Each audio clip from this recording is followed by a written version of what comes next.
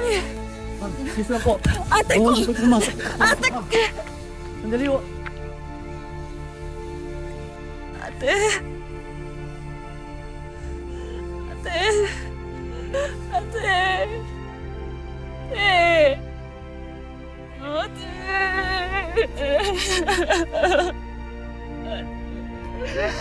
Anong ginawa na lang sa'yo? Ayok sila! Ate! Ate!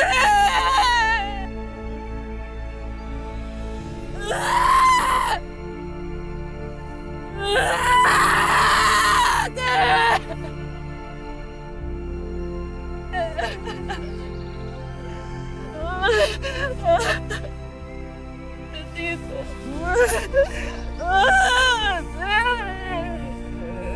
Ising ka. Ate. Sino gumawa sa'yo? Sino gumawa sa'yo nito?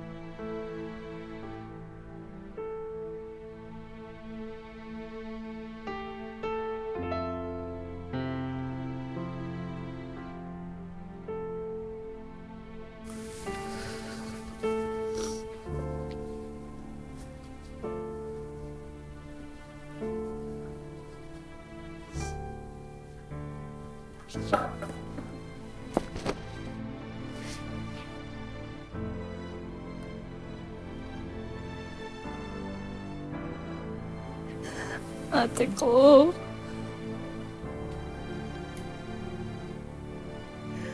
Diyos ko, bakit naman nila ginawa to sa'yo? Papa, balato mo na sa akin to. Kami nang bahala ng barkada ko dito.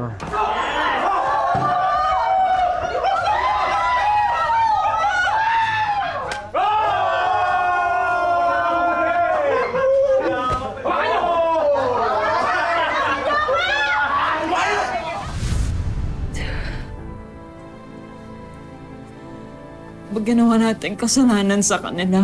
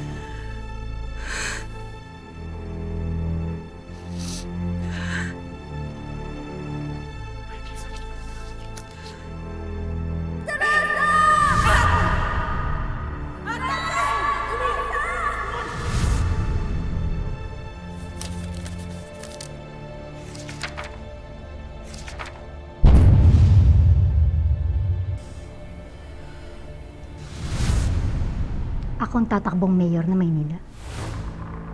Senyor, kailangan ko ng makinarya mo. Pero huwag kang mag-alala. Dahil sisiguraduhin ko na lalong lalagong operation ng Golden Scorpion sa Maynila. Walang problema sa akin yan.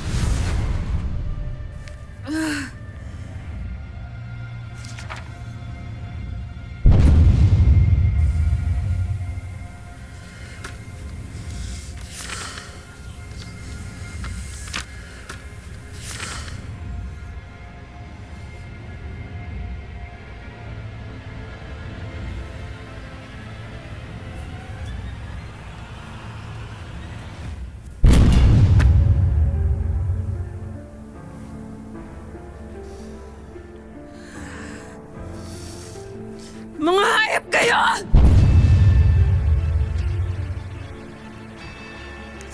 Simula ngayon, wala na akong hingan ng tulong. At wala na akong pagkakatiwalaan. Kikilos na ako ng mag-isa.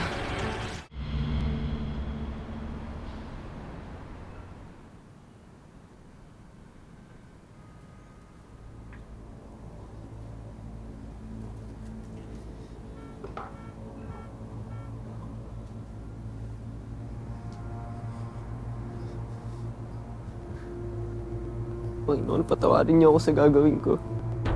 Wala talaga akong makain.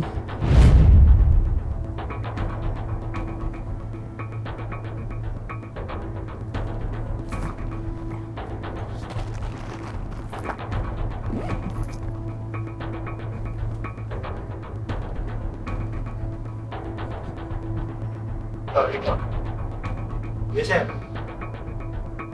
May lalaki dyan na palabas sa kulay green na t-shirt.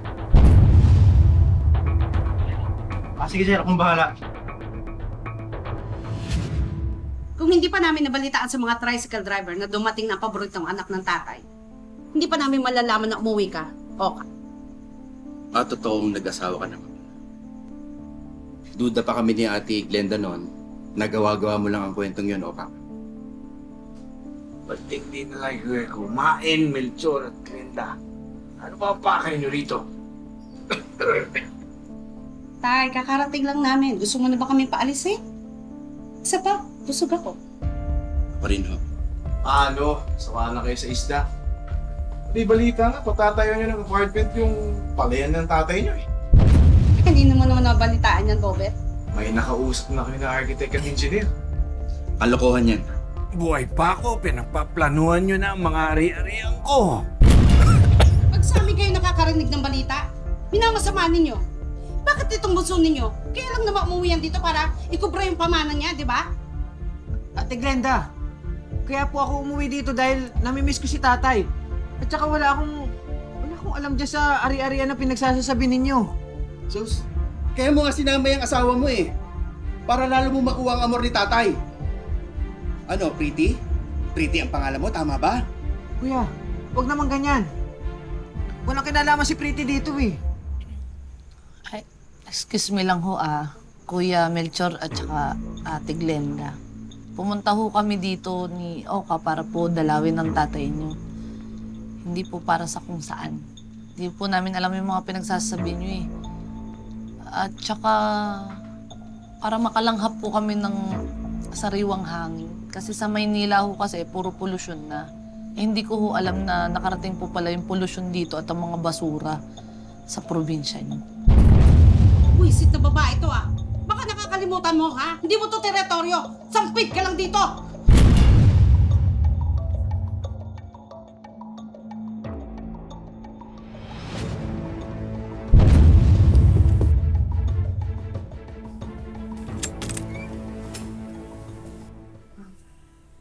Mayor,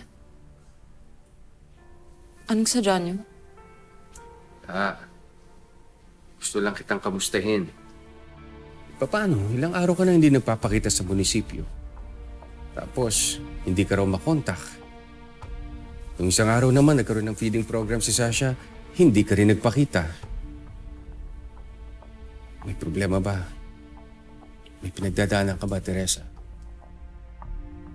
Magsasend na lang ho ng resignation maya-maya. Pasensya na ho, Mayor. Kailangan ko Teka, na sandali. Resignation?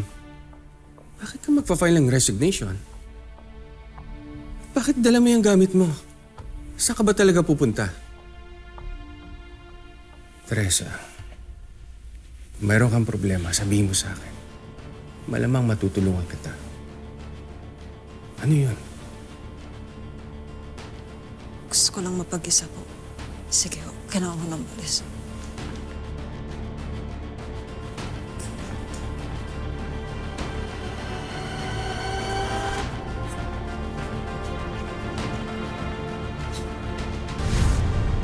Ito lang ang tanging paraan na alam ko para makamit ko ang hustisya ng pagpatay sa ng Golden Scorpion.